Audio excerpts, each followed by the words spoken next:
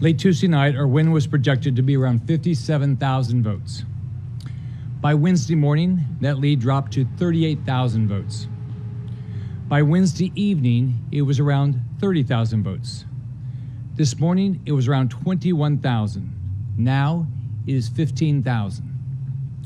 On election night, Broward County said there were 634,000 votes cast. As of 1 a.m. today, there were 695,700 ballots cast on Election Day. At 2:30 p.m. today, the number was up to 707,223 ballots cast on Election Day. And as we just learned, that the number has increased to 712,840 ballots cast on Election Day. In Palm Beach County, there are 15,000 new votes found since election night. So it has been over 48 hours since the polls closed, and Broward and Palm Beach counties are still finding and counting ballots. And the supervisors, Brenda Snipes and Susan Booker, cannot seem to say how many ballots still exist and where these ballots came from or where they have been. The people of Florida deserve fairness and transparency, and the supervisors are failing to give it to us. Every Floridian should be concerned there may be rampant fraud happening in Palm Beach and Broward counties. And the Broward Supervisor of Elections, Brenda Snipes, has a history of acting in absolute bad faith.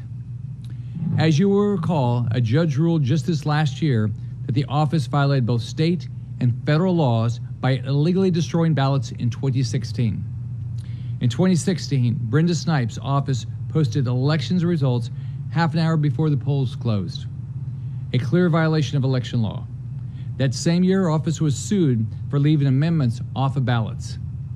In 2014, Brenda Snipes' fellow Democrats accused her of individual and systemic breakdowns that made it difficult for voters to cast regular ballots. All Floridians should be concerned about this. Palm Beach County is also refusing to provide information to the public, and they are illegally refusing to allow official party representatives into the ballot counting area and forcing people to stand behind a glass wall with limited visibility and no ability to hear what is going on. This is a clear violation of Florida law, and we have just filed a lawsuit. Both Broward and Palm Beach counties have failed in their duty to follow Florida law, which requires that vote by mail and absentee ballots are counted within 30 minutes of polls closing. Further, Palm Beach County has failed to update the Department of State since 10:19 a.m. yesterday. This is in complete violation of Florida law, which requires updated reports every 45 minutes until results are completely reported. We've all seen the incompetence and irregularities in vote tabulations in Broward and Palm Beach for years. Well, here we go again. I will not sit idly by while unethical liberals try to steal this election from the great people of Florida. Senator Nelson hired one of Hillary Clinton's lawyers from D.C., and the first thing he did was tell reporters that he is here to win the election. He did not say he did not say that he wants a full and fair election or even an accurate vote count. Here are some things he has said. In 2010, when his Democratic client in Minnesota was leading by 8,000 votes, he said the lead was insurmountable. In 2014, when his Democratic client in Virginia was leading by 12,000 votes, he said there was no precedent for a successful recount. He also said that recounts really only happen when you're talking about dozens or a few hundred votes separating the candidates. In 2013, when another one of his Democrat clients in Virginia was leading by only 165 votes, he said that recounts do not tend to change the results. In 2016, when his Democrat client in North Carolina was leading by 10,000 votes, he called it a close but significant margin that would be insurmountable. He also called on the opponent to graciously concede rather than waste taxpayer money on a deficit that could not be overcome. Again, in 2016, when his client Hillary Clinton had lost the presidential race, he wrote an article highlighting that the margin of 10,704 votes in Michigan, quote, well exceeds the largest margin ever overcome in a recount. Now he's here to try to steal the election and to try to thwart the will of the voters of Florida.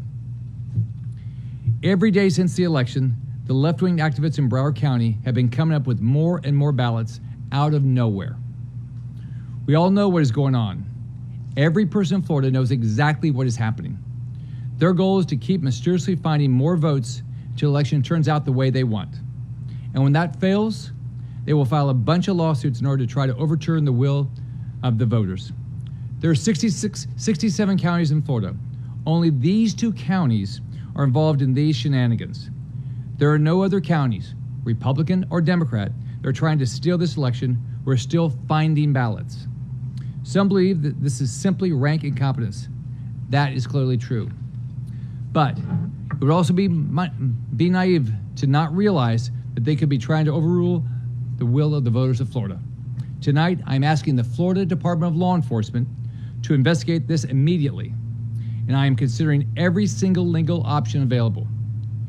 No ragtag group of liberal activists or lawyers from D.C.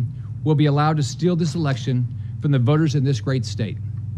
I am proud to be the next senator from the great state of Florida and look forward to going up there and making Washington work for all Americans. Thank you. Governor, are you concerned that you're undermining